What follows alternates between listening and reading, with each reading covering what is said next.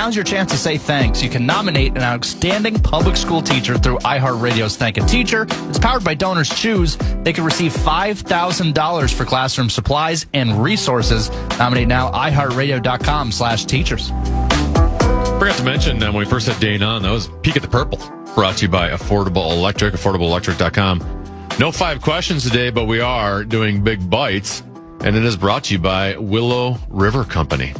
Big Bites. We'll begin with the purple, and maybe Justin Jefferson should become the new Vox of the Vikings. Wentz play action. Oh, yeah. Let's good catch. Come on. Good catch, Jug. That's the best. Good catch. Justin, what's his nickname? That's Jug. That's Jug. For those listening on the radio, Miles Price. Look up. Yes, sir. Hey, Justin, look at Carson Wentz come in to make a play. Yes, sir. I mean, what do you expect, though? See, Wentz has been doing it for a long time now, so it's expected. It's expected at this time. Justin Jefferson on the call on the Vikings audio network as the Vikings beat the Giants 13-10 Saturday at MetLife Stadium. Miles Price with the touchdown there, 4 catches, 51 yards, and that tutty, one-handed grab. Carson Wentz, 9 for 14 for 81 yards, threw that touchdown pass to Miles Price. The number 1 team offense got a good rushing attack from Aaron Jones and Jordan Mason. They combined for 44 yards. Kyler Murray, 2 for 3 for 10 yards. Here's KOC talking about that first-team offense. Did like really what I saw out of the first group offensively with the run game, and comes down to a third down there in the high red. And, I think a little bit more time on task with everybody involved and understanding where we, whether a guy's sitting down or staying on the move. That's the difference between staying on the field right there and maybe punching the ball in the end zone. But I thought Kyler had command early. It was great to see him go out there and run the show, move the team, make a third down conversion to J.A., made a good catch there, and we're able to get points. Lots of positive in the game. The negative was safety/linebacker/Swiss Army knife Jamal Adams. Non-contact injury, hurts his knee. We find out yesterday that he is out for the season. Here's what KOC said about Jamal Adams. Yeah, I told the team after the game, this guy's come in, and just impacted our organization. He's energy every day, affecting people in a positive way. We've absolutely loved his play style, his competes, and he was, genuinely carving out a significant role for himself, and he was doing that just by totally being all in on the process and a part of Flo's defense. So there's a lot of guys in there that are crushed for him. We don't know exactly what it is yet, but we are going to wrap our arms around him, top to bottom in our organization, and we're going to support him because he's earned a lot of people's respect in a very short amount of time, and that's what he deserves, and I know that's how our players and coaches feel. Vikings back at it this Saturday. They host the Baltimore Ravens. Their only home game during the preseason. That'll be at US Bank Stadium Saturday at noon. Pregame at 10 right here on The Fan. We'll talk more Vikings, Brett, in the 2 o'clock hour, so we'll save our comments for then. Big Bites. Let's move on to the Twins. They lost the first 2 in their series against Philadelphia Phillies, but they got off to a great start yesterday. Got to fly it open a little early. Back to it. Hammer to right field. This one is going to stay fair, and that ball is gone. It's a grand slam for Brooks Lee. And the Twins take a 4-0 lead here at Target Field. Yeah, Twins.tv on the call. Brooks Lee with the grand slam. They got another one, another home run from Cody Clemens. They're out to a 5-0 lead. Our new pitcher, Kramer's on the mound. Everything's going great. He had a great first start. Was cruising through most of yesterday. And then Alec Baum, who had gotten a 3-run homer for Philadelphia, then bloops this one. For the Phillies. And the pitch hit in the air. Back of first. This is going to be a tough play toward no man's land. Oh, it's a fair ball. The Phillies will tie it up, and then Keishel misplayed it. It's going to enable Bohm to go to second. It's a 5-5 game. Here's the manager, Derek Shelton. He's not too happy. We got walked off twice in Seattle. We got walked off in Milwaukee, and we did not play well in this series. We didn't play well at the Field of Dreams game. We went 1 for 13, 14 yesterday with runners in scoring position. Today we got the lead, and we were not able to add on, and we did not hold. So, yeah, it's very frustrating. The Twins, Brett, now 5 games under 500. They are 6 games back of Chicago in the AL Central. Somehow they're only a game and a half out of the wild card. I feel like they've just been awful for like the last 2 weeks, and they're not losing a lot of ground. The entire middle of the American League has just been awful, including the Cleveland Guardians, who they're 3-7 in their last 10. Twins have lost 3 in a row. It doesn't get any easier tonight. They get your Atlanta Braves, 6:40 p.m. tonight at Target Field. They are 74-50, first place in the AL East. Can you give us an Atlanta Braves preview? I'm very happy with being a Braves fan right now. It was a good. It was tough at the beginning when I was a kid, and now it's really come around. Matt Olson is playing well. Cunha is obviously a star. They get Perez tonight, so we'll see how it goes. They only come here every other year, so I'll be there tonight and tomorrow night. You said you're a Braves fan? Yes. Into deep left center from Mitchell, and we'll see you tomorrow night. That's all we have as a Minnesota sports fan. It's just Kirby Puckett and the 87 and 91 World Series. I was not born yet, so I do not hold that against the Twins in any way, shape, or form. I am very grateful that at least I got to witness that. And there's got to be so many more Minnesota sports fans that are younger than me that have just seen disaster for most of their lives. At least I got to witness 87 and 91. And 91 was right in the middle of my sports rhythm. I was 11 years old and watching every single game of that series. It was the best ever. By the way, the Twins, 13-26. That's their record versus the National League this season. Big bites. Big moment in Major League Baseball. Joshua Baez called up by the St. Louis Cardinals. Not 1, not 2, but 3 home runs in his debut. The pitch. He swings, and he hits it high, deep to center field. That's back. That's a goner. The first swing in the big leagues. How about that? Joshua Baez goes yard. All Pete Crow Armstrong could do was turn around and wave it goodbye to the bleachers. What a great moment as Baez is all smiles rounding third base. He is jacked, and the Cardinals dugout is so energetic right now. This is going to really boost this Cardinals team, his presence, but if he can keep doing that, even more so. And what a nice moment for Joshua Baez. The 3-2 delivery, change up, and that's hammered down the left field line towards the corner. He did it again. Are you kidding me? A 3-2 pitch, and he hammers it into the bleachers in left field. Baez has homered twice here today, and the Cardinals take a 4-3 lead. Unbelievable. I can't wait for him to bat again. The pitch. A swing, and there's a drive, and that's hit well to right field. That's deep to right. That ball is gone. That ball is gone. Unbelievable. 3 at-bats in the big leagues. 3 home runs for Joshua Baez. A 3-run lead for the Cardinals. He is homer to center, homer to left, homer to right. Oh, my goodness. You can't make this up. You cannot make this up. Left field, center field, right field. No doubters, too, by the way. Those are home runs just about anywhere. Have a day, young man. This is the call on KMOX, 11:20 a.m. and 104.1 FM. Joshua Baez for the Cardinals. 3 home runs, breaks the Major League record. First player ever to hit 3 home runs in their first 3 career at-bats. And I don't know if you saw the highlights at all, Brett, but as they mentioned, 3 home runs to 3 different spots on the field. One, he just absolutely crushed there to like left center. After the third one, they showed like a close-up of one of his teammates on the bench who was just in absolute shock. Like, when do you ever see that in a baseball game? You don't see Major League. They've seen it all in Major League Baseball. You don't see just the glassy eyes of one of his teammates. So a pretty cool moment for the Cardinals and for Major League Baseball. Big bites. How about the Lynx? All they do is win. Howard the screen. Smith switches again on to Miles. Look at Howard. You see Miles. Oh, the change of pace blows it right by her. Yeah, no surprise. Olivia Miles leads the team with 23 points. The Lynx beat the Aces 92-87 in Las Vegas.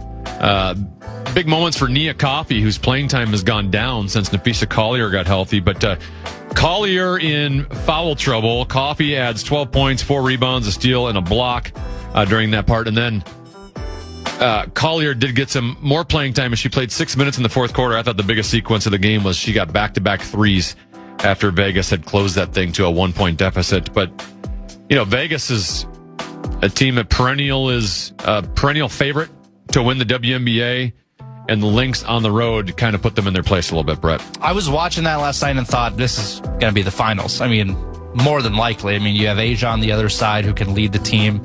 Chelsea Gray is very good. That combo, they were praising them quite. What a great, point guard and big combo. And I said out loud to my gals, like, what about our two?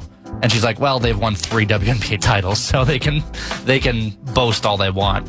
That's probably going to be the final matchup, and I'm here for it. It'll be a good series if it is. Lynx have won 4 in a row. 29-7 is the best record in the WNBA, and they are currently 3.5 games ahead of the Golden State Valkyries for second place.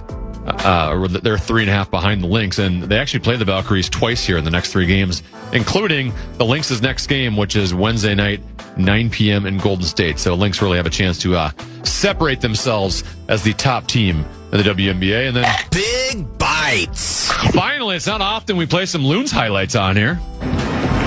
That's what separates RSL from another home win. Off his line, Pineda!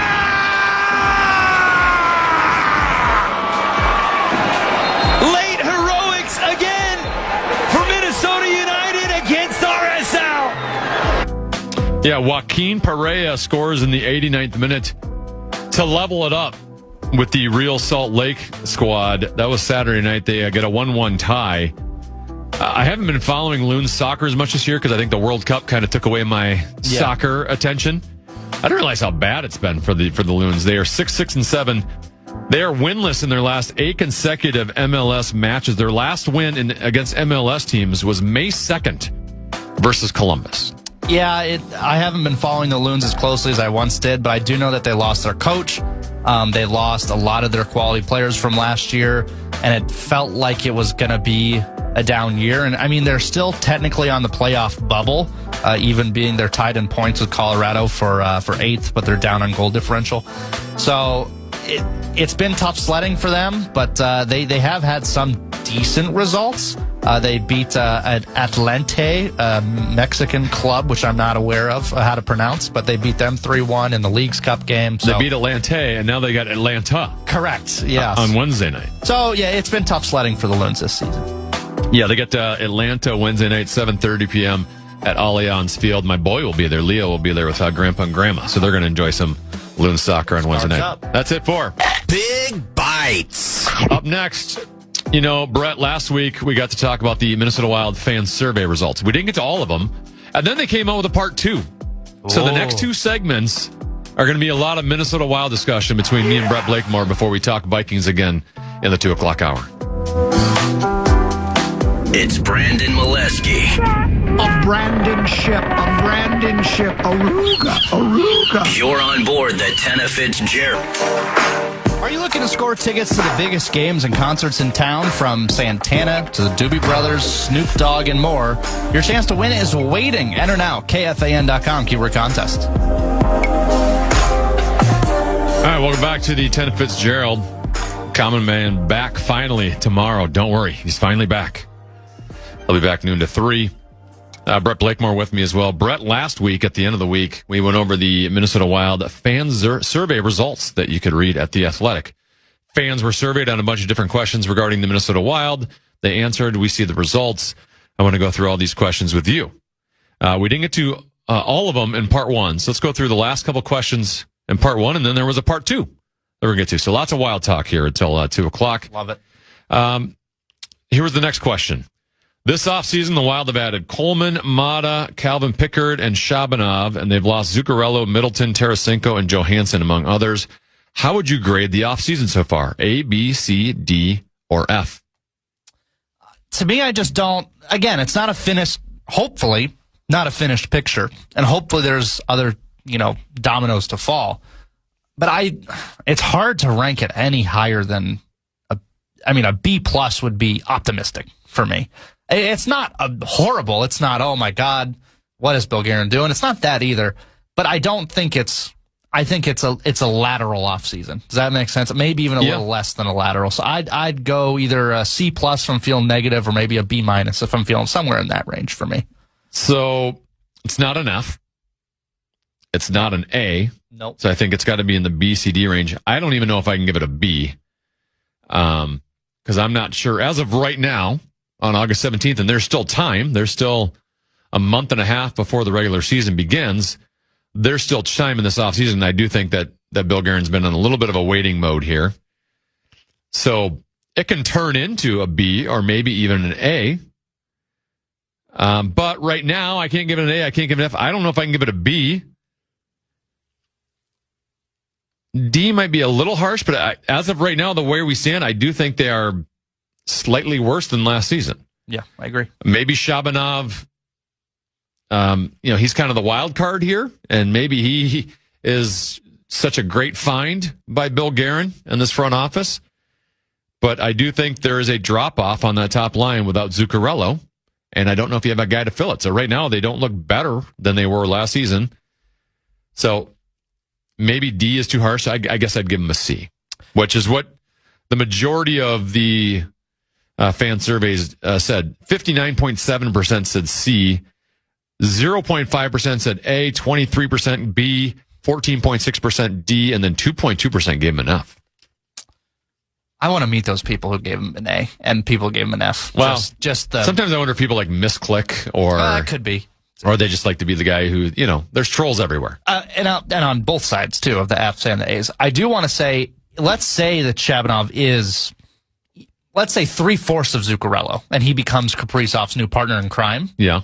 I mean, you have to bump it at least an entire letter grade. But we just don't know. I mean, I don't know if 3/4 is, Zuccarello's a nice player. He's a quality player, but 3/4 of a Zuccarello in your top line is still not great. It's not ideal. Top line production. Yeah, well, I'm saying if he can Shabanov's the guy who can change this. Or, that's what I'm trying to get at. Even Coleman. I do think, I guess you could argue that their second line's better. Maybe guys are more familiar with Quinn Hughes and there's a little bit more chemistry, right? They just kind of jumped right into it in the middle of the season last year. Now there's a different style of play when Quinn Hughes is there, so can we adjust to the different style of play? I mean, there is definitely reasons for optimism. I'm just talking about the offseason alone. I don't know if they are better than they were last year, so I don't know if I can give them a higher grade than that. Here's the $1 million question, Brett, at The Athletic. Do you think the Wild will be able to pull off a Larkin trade, yes or no? I've really gone back and forth on this. I still think they can. And I mean, if we would have said, can you pull off a Quinn Hughes trade, probably a lot of people would have said no, and you find a way to get it done. So I do think Bill Guerin has some strings to pull. I don't know what those are right now. That's why I'm not in the office and he is, among millions of reasons. So I think they can. I'm struggling to, the more it goes along now, they have different GM problems in Detroit, and maybe the situation changes because the problem was really Yzerman and not Detroit. Who knows what is going to happen? But I do think that feels like it's still looming and around. And obviously the Wild want to get it done. The other teams around that wanted Larkin are out now. So it's really the Wild or nothing, or you stay.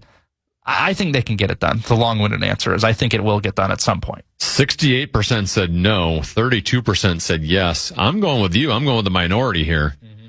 I'm going to say yes. The Wild have clearly left this spot open. They didn't try to address it elsewhere. Dylan Larkin, from all accounts, this is one of the teams on his list, would like to be here. The GM switch in Detroit, and we don't have the new GM. Could you guys get a new GM one of these days, by the way? How long is this going to take? Are you looking through all the NHL media guides like the poll ads? What's going on here? Make a decision. Come up with your GM. I think a lot of people are worried, hey, will a new GM mean that Dylan Larkin's more apt to want to stay in Detroit? I could almost look at it the other way, though. As long as Yzerman was in there, Yzerman had been there for a while. Like, Yzerman wasn't interested in a rebuild. Yzerman was looking at hey, we made moves before the trade deadline last year. They were making moves to get themselves into the playoffs. He thinks they are a playoff caliber team. And so why I'm getting at that is the Wild's trade, what they have to offer are prospects and futures. And if Yzerman is in a win-now mode, he's less apt to want to take on those futures. Whereas a new GM might come in here and go, all right, well, we need to clean house a little bit and we need to kind of start from scratch. This is the way we have to do it. It starts with, well, let's get rid of Dylan Larkin. So I guess what I'm saying is the new GM is more willing to take on younger prospects and younger draft picks, which the Wild do now have, all their first round draft picks moving forward. And they do have some prospects such as a Yurov and a Stramel. Who knows? And from all accounts, Yzerman wasn't that high on that. Maybe new GM is. I don't know. Even if new GM is not high on those guys, the Wild have first round picks to offer for Dylan Larkin moving forward. So, I don't know where else Dylan Larkin can go at this moment because the other teams on his list were Vegas and Florida, and they look like they, the Florida went out and got Brady Tkachuk. Vegas seems pretty set at the center position. I guess Vegas is Vegas, and they're willing to make bold moves whenever. So I guess that's possible. But the Wild want Larkin. Larkin wants to be with the Wild. And I think it's just a matter of how long this new GM thing is going to take. And it doesn't appear like the Wild aren't going to go out and, fill up that spot with someone else so they can't get a chance at Larkin. So there's another element of this Larkin trade that we'll get to next on the other side with these Wild fan surveys on the Tennafitzgerald.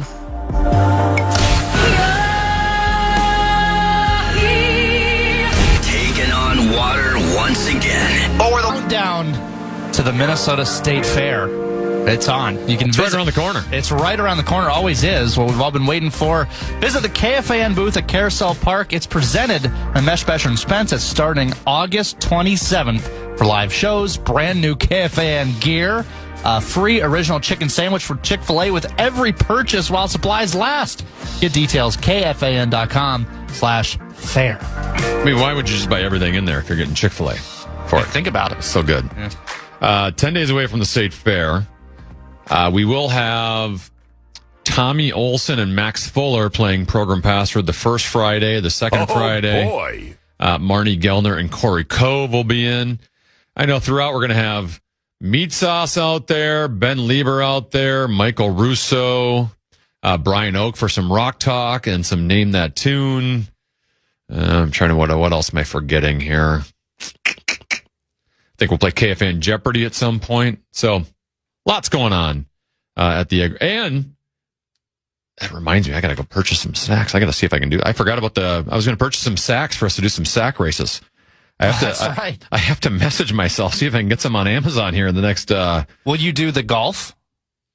Oh, we can do the golf again. That was a great bet. Yeah, I already have that equipment at home. Okay. I've got the little Tots golf clubs. So we can definitely do that again. I enjoyed piping in the bird noises during that segment. But I had asked a long time ago if we could do sack races there, because Common's, basically the greatest sack racer that's ever come out of the state of Minnesota. Undisputable. And for liability reasons, they didn't want to. And then I brought it up to Little Beaver recently. Oh yeah, we can do that. No problem. So we might have some heats out there. Winners can win some prizes. I'll get a little sack races going. I can put it on KFAN.com/watch. Well, they have to sign a waiver. Oh, I don't know about that, but Little B seemed fine with it. So all right. She'll be my fall gal. I'll throw her into the bus. Everyone needs a fall gal. All right, we're going back to the Wild fan survey results. We were just on the Dylan Larkin trade speculation. Next question.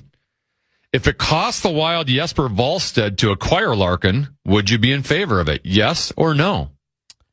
Controversial, and I'm on the wrong side of Wild Twitter on this one and Wild Talking Heads. I think, yes, I would.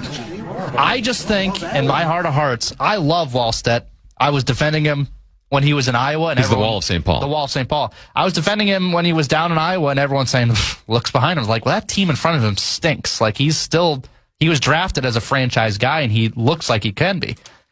I think number one centers are more important than number one goaltenders, and that's a hill I'm willing to die on. We've seen Darcy Kemper win Stanley Cups. But the consistent factor on all these cup winners is that they are solid down the middle. You can get by with an average goaltender if you've got great center play. So I would rather give me a number one center any day of the week. I don't disagree with your logic. So anyone who would give that logic. I'd be like, yeah, that's fine. I understand. But I think so highly of Jesper Wallstedt, right? It's a difference between a number one goalie and a number one goalie that could end up being the best goalie in hockey, right? Like there's different levels of number one goalies, just like there's different levels of number one center. Dylan Larkin is a number one center. Is Dylan Larkin an elite number one center? No. Would we take him here? Of course he would. He's a massive upgrade over what we have. So even when the Austin Matthews rumors were happening last year, I was like, I don't know if I'd fire those back up, by the way. Like Austin Matthews might be like that's the level of center I might need to be able to trade Jesper Wallstedt. I know it's still early on in Wallstedt, and I could be extremely wrong, especially at the goaltender position. It can be a little weird sometimes. I think he's got best goalie in the league, best goalie in the world potential in him. Therefore, I would like to keep him. I'm only giving him up if it's elite number one center, right? If Connor McDavid, who is overrated. If Connor McDavid somehow became available, Wallstedt, I love you. You're on your way out. Yeah. Dylan Larkin's good. He's a number one center. He'd be our number one center. It'd be a huge upgrade. But he's not like that level. Like he's not complete game changer, right? Like Quinn Hughes is a game changer. Yeah. I don't know if Dylan Larkin's just a very good, solid player. Kaprizov and Boldy, game changers. Larkin is not that level. Therefore, I think Wallstedt has the potential to be that level of a goalie. So I would not include Wallstedt. And that is the majority on this one. 75.8% say no. 24.2% say yes. But would I rather have a number one center compared to number one goalie? Yes. Yeah. But there's just different tiers and different levels within that range, if that makes sense. All right.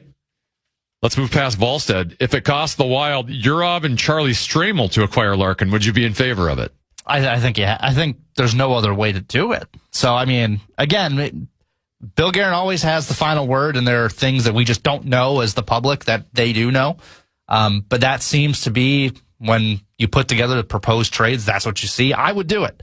Yurov, I liked him coming out of the K. I think he's has some offensive flair, was still defensively sound. And Stramel is just to me, he's still a complete unknown. People were throwing around the B word, bust, a little too early, in my opinion, when he was at Wisconsin. Change of scenery, looks great at Michigan State. So, to me, that... Well, props to him for fighting through that. I mean, he did have some bad seasons there. Yeah, he did.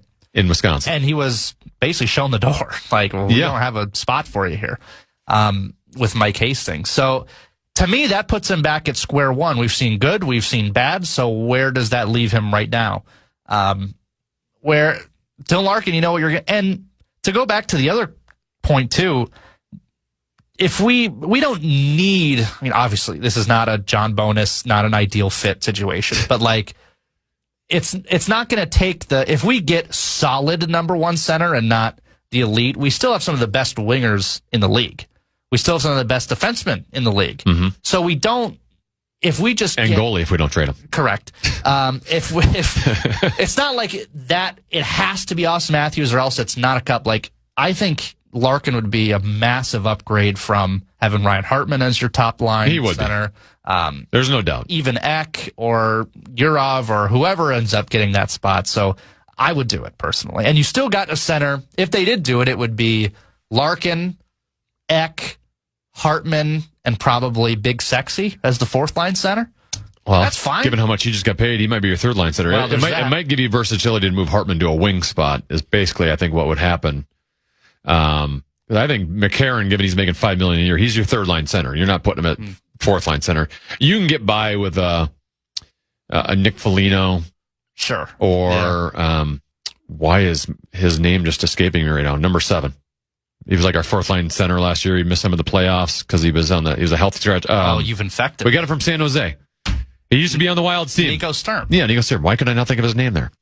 Like you can get by with Nico Sturm or Nick Foligno. As number 7's Brock Faber. That's why you. Did I just say 7? Yeah. What is Nico's number? That was his number. His first run in. That was for the Wild. Man, I'm way off today. Yeah. No more listening to me on Wild advice on this segment. I just threw Brock Faber out there.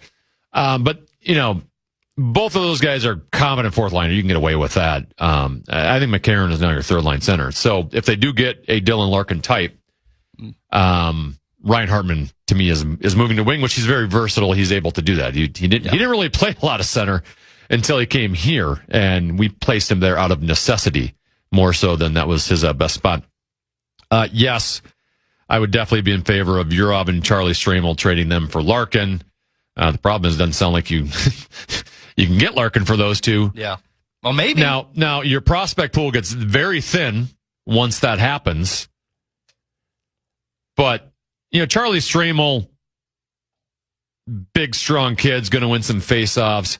But I don't know if anyone ever thinks, I don't know if the projection for Charlie Stramel is number one center in the National Hockey League. I think he might just be more of a middle six, even maybe bottom six type of center. Yurov, he might be that number one center, but there is still a roll of the dice. You don't know whether that's going to come to fruition. He had a solid year last year. I think he was fine. He looks fine in his development. Yeah. But we're going to need to see a step out of him this year to see if, and we already went through this with Joel Eriksson Ek, right? Where everyone was counting him out after a couple of years. So it can take a while for some of these guys to develop. It feels very similar to Rossi to me, of he's got to get bigger. We've seen some things, but he's got to take a step. Yours at least got a little bigger frame than yeah. Rossi was never going to outgrow that frame, which can cap his upside a little bit. All right, let's move on to part 2 of the Wild Fans Survey.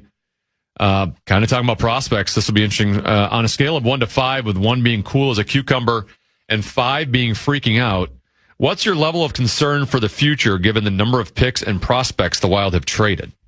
Again, I'm going to be on the wrong side of things here, and I'm okay with that. This franchise for 25, now 26 years has been future, have the cupboards, waiting on this generation of prospects to come through. And then when they come through, they're kind of underwhelming and they're all average or just above average and you don't really get anywhere and you move on, you reset the cupboards. We're not in that spot anymore. We've got 2 bona fide superstars. 3. And then for now. Well, I was going to say Hughes and Kaprizov. Boldy is a superstar. Faber is right there with them. That's a pretty good number 2 defenseman. Unbelievably. NHL put out their top 20 defensemen. They're both in there. So this is a win now mode. And I know we hate bottoming out and having irrelevant seasons and uncompetitive seasons. If that means we have 3 or 4 legit swings at a cup, I'm willing to risk that. Because we've done the just be average and just be good enough and have the cupboards full. We've been there. We've done that. It's gotten us nowhere. So why not just grab driver, swing as hard as you possibly can, and try to drive the green? How many years have we not had one superstar in this franchise that are the caliber of the 3 we have now? About 20 of those years. We've had a lot of those years. Yeah. All right, you had a Marian Gaborik stretch. That was it. Other than that, any one of these 3 guys, it's pretty hard to have superstars and a deep loaded prospect pool. Because 1, you're typically trading prospects trying to win now. Mm-hmm. You have a chance to win cups. So you're trading away draft picks to add on before the trade deadline. 2, you're not finishing in the top 10 very often. I mean, that's the amazing thing is what they've done to get enough assets to get Quinn Hughes when you weren't drafting in the top 10 for a good chunk of that time. Well, they never drafted in the top 10. Well, way back in the day. I think the Rossi pick, was Rossi 9 or 10 or 11? He was around that range. Boldy was around the 12 spot. So they've been knocking on the door, but they haven't had, it was 9th overall. Other than Benoit Pouliot, how many times, and Marian Gaborik, and those are the only 2 guys I think they were drafted top 5. I don't remember where Mikko was drafted. Was Mikko top? He was top 10. But they've had to build up their prospect pool without having top 5, top 8 picks. So the fact that you were able to land on the picks you had, 1, to get a Matt Boldy, and 2, to build it up where you had assets to bring in Quinn Hughes, that's a great thing. Yeah. Would I take Quinn Hughes over those 4 first level type picks? I would take, as long as Quinn Hughes is going to stay here, I would take Quinn Hughes in a heartbeat. He's an absolute game changer. So, and because they now have those superstars, you can start getting guys who will come here on a maybe a smaller salary in the future because they want a chance to win. You might have guys that go, hey, I need to revitalize my career. I'm going to go play with Boldy and Kaprizov and put up some points, revitalize it. They're going to be buyers again before the trade deadline. They might be buyers here in the next month or so, or even at some point they'll go out and get another center.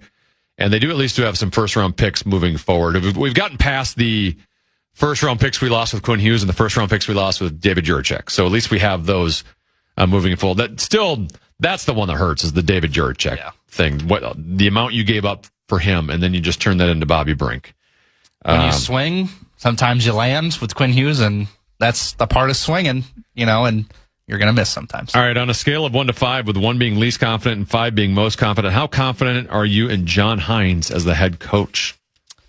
Late in Dean Evison's career, I was pretty out on him. I just didn't like the way that he set up the lines. And that's the main thing. And I just thought the playoff success was lacking. And John Hines doesn't have a rousing playoff success in his career either. He did obviously win the round last year. So, but there's not, with Evison, there were things that I would pick up on, or like pairings that I was like, I wasn't really a fan. And I don't have those concerns with Hines. I'm not over the moon with him, but I'm not exactly like, counting on his demise either. So I would go right in the middle. What was it, 1 through 5? 1 through 5. I would go probably a smack dab in the middle with a 3. If I did halves, maybe 3.5 on the upside of that.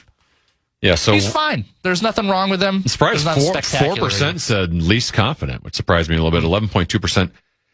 I guess I can see why if someone's not all in on John Hines because they haven't got past the second round now. His playoff record as a coach is not good. It hasn't been good. Yeah. I'd put him in the 4 range, though. I mean, I think he's been very professional, very diligent. He clearly works hard. He gets the team prepared. They're playing a certain style. I think the challenge he's going to have this year now is, what if Kirill Kaprizov can't find a line mate he likes? Yeah. And Kaprizov's points go down, and now he's crabby, and he doesn't have Matt Zuccarello to make him smile anymore like he used to. Like Zuccarello was a little bit of his therapist, his big bro, that could make him happy and kind of center him. Does Kaprizov become a little bit of a loner? Is he going to demand to play with Boldy? And then if he does play with Boldy, how are you going to get production offensively other than your top line? So he's going to have some line stuff to work through unless they go out and get a Dylan Larkin or another center of that ilk. He is going to have to try to manage who can play with Kaprizov, and he might not have anyone who can play with Kaprizov other than Matt Boldy. Yeah, Kirill's not the I would love to hear like where he's at mentally with the Zuccarello and him leaving, because if Anthony he's like Harrison Smith, we don't hear from him. Exactly. Yeah. If Anthony Edwards, we heard about the LeBron rumors, we heard about LaMelo Ball.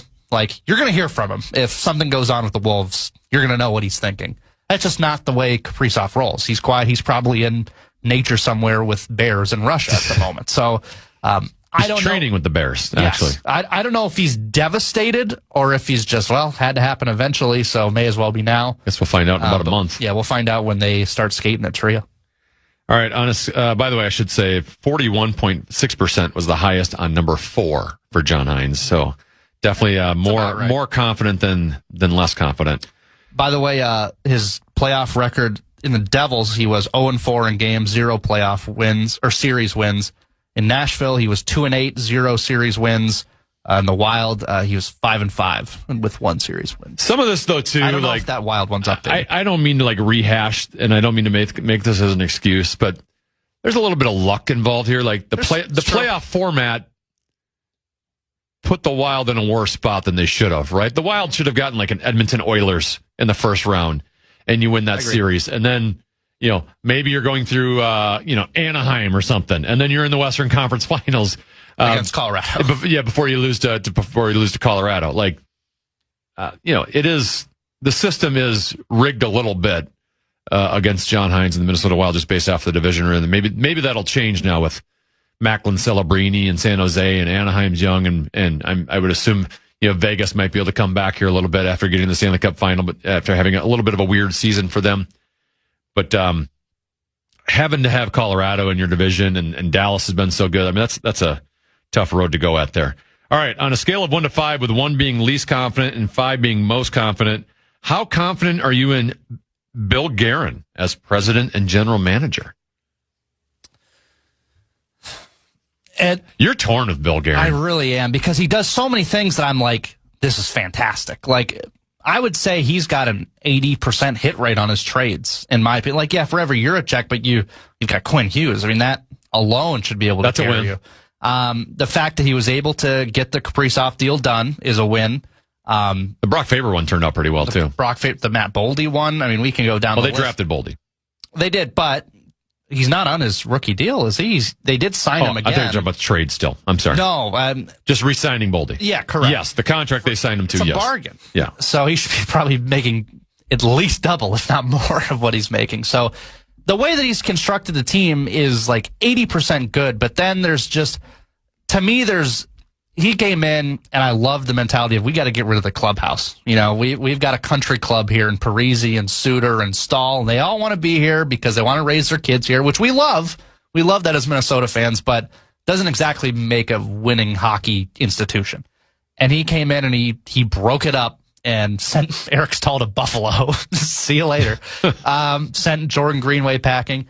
But then I feel like we a little bit have our own kind of country club that replaced that, you know, with guys that, I mean, Johansson stayed here, in my opinion, 3 years too long.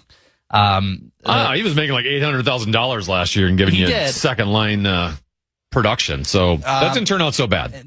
He did have a good year last year, hand up, that's true. But he had like 2 or 3 not great seasons before that. Freddie Gaudreau, like the Nyquist thing didn't turn out. Nyquist was bad. There are just guys here that I don't think pull their own weight, but because they're great guys that have beards and tattoos, therefore they must stay. And I just can't wrap my head around. So, but 1 to 5, I would still say probably a 4. But there are things that just drive me crazy. I'd give him a 4 as well, and that's why you got the 46.0% at the number 4, according to the Wild fan survey results with the Athletic.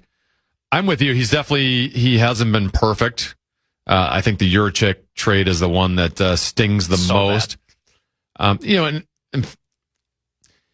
on one hand, like, this guy was handcuffed his first 5-6 years in that role, right? Well, I mean, you remember that was his doing. No, it wasn't his doing. They had to do that. Otherwise, they were stuck with those contracts no matter what. That's true. So if those guys had retired early, they might have had late payments on that, where they would have been stuck all of a sudden with like, oh, you got to pay $20 million against the cap this year, and then now you can't re-sign a Kaprizov, right? So that's true. The Suter Parisi buyouts, I think there's this narrative out there like, why did he do that? He put us in a bad spot. He was basically forced into that. Because you're right. The way the contracts were handled. So like, he was handcuffed with that for the first 5-6 years. He couldn't do anything. Didn't have any flexibility. Now, has he given out some contracts where I think he's been giving out a little too much money to some of these guys, right? Like Foligno's probably making more than he should be making. Trenyon's making more money than he should be making. And given they've been a team that's been tight against the cap, those hurt. And everyone has no moves, so you have no flexibility to, if a guy's making enough, you can't move him. And a lot of these, and let's face it, a lot of the stars on this team, right? Like Kaprizov was Chuck Fletcher's draft pick. Matt Boldy was Fenton's draft pick. But like I said, they drafted enough players that gave you Quinn Hughes. So they've done a quality job of drafting since he's come along. The Quinn Hughes trade was, assuming he resigns, is a home run. Mm-hmm. And I feel like they're a little bit of a destination now, which they've never been in the existence of this franchise, where I agree. Dylan Larkin has him on the list. Brady Tkachuk, though it looked like he always wanted to go play for his brother, had the Wild on his list. Given Bill Guerin's ties to USA Hockey, I do think this is a place where USA Hockey players are going to be like, you can win there. I like Billy G. I can go play with Quinn Hughes. I can go play with Brock Faber. Hang out at Maynard's. Go play with Matt Boldy. Yeah. Right? It is a little bit of a destination place now. So I think overall, Bill Guerin definitely is worthy of a 4. We won't really get to let's do this last one. We're going to skip. I don't need to do about how many goals Kaprizov's going to have or or how many goals Boldy's going to have. But how about this last one? Both score 40. Well, let's do 2 minutes here. What's a reasonable expectation for the Wild season? Miss the playoffs, lose in the first round, win 1 round, win 2 rounds, make the Stanley Cup final, or win the Stanley Cup? I think a reasonable expectation is to get to the Western Conference final and get back to me. And get back to you. Yeah, I think that's, especially if they get Larkin. I mean, if they don't, that would be a real kick, a shot below the belt. And I would have to change my expectations, but they've shown that they can compete with the big boys as is now. You could argue if they're a worse team now as it stands with no Larkin compared to where they ended. I'd probably say maybe a little bit. But still, with that superstar power and with Hughes and Faber, Kaprizov, Boldy, you should be able to compete with the big boys and a good goaltender, a great goaltender in Wallstedt.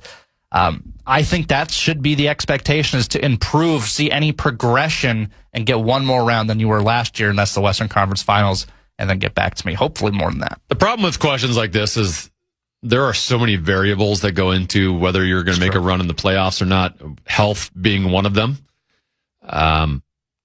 You get a Quinn Hughes injury or a Kirill Kaprizov injury or a Matt Boldy injury, that changes everything, right? Yes. At the very least, I think they've put themselves in the conversation of, hey, we can get to a conference final. And we'll see how everything is going up until that point and how healthy they are. Clearly, Joel Eriksson Ek has had some injury stuff, and Jonas Brodin. Let's see the health of the core, and if the core is healthy, then I can give you a different expectation at that time. But yeah, I mean, they should be a playoff team.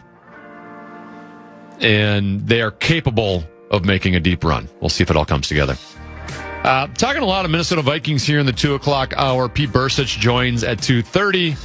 But I want to give you, and Brett as well, our opinions of the Vikings-Giants first preseason game, specifically that quarterback position. We'll do that next on the Fitz. Welcome aboard the Tennafitzgerald. In for